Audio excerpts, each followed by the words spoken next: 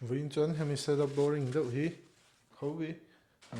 kami setup boring deuh kha hemi ka transform dan hi ka ron da don ni in mo hian ka hnunga mi hi chu danga ma se hi chu kala zo lawa chu wa chuan tuna mi kha ka ron da don ni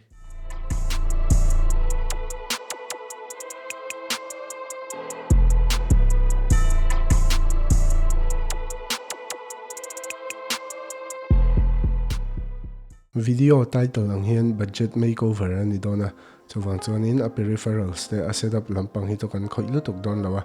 a background te a theme te a mood te hi kan change changa a call a ber thlak si lo chuan zia mom lovin lo ti mai theya ma se zir mi te soidanin kan na tho na mun fel file lo hian kan productive lo a shilan tia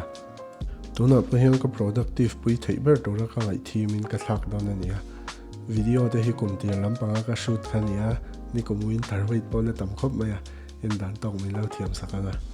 tin hemi video intro ka shoot atang khan shitlang khosigin min la nuai tar maya kala pic maya ka tong te po hi ngai thla ka lo shom do reng mai thea atira ka ron show ang khan dark theme hemi black a wooden panel man ang chi warm tone de ulak ang chi ka ron mong don ania hemi panel pakhat tan hian cheng za sari somnga ka senga chuan a setup a hian paruk nge mani ka hmanga a vai a cover phei veki chuan a boring lek zok trina chuwang chuan in tian a lai bik te a hian kan hmang don ania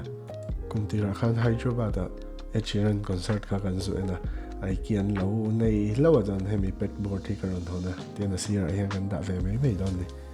video hi kim lo de we fu lo do lai han shot chat le don hian ka setup hi ka lo thlak le fan mo to sia chuwang chuan in tian ani na angin karon da dona ka khol man te ho shim hi affiliated links lo da ka lo to manga kami tang khan in lo lei chuan hlong na thete ka lo chang ve don ti na nia tin soi la soi no ka setup hi ka thlak to a chuwang chuan makeover ang ti veli mu no min ti ni chuan like le subscribe tinggal che khan lo ti ula karon da zel don nia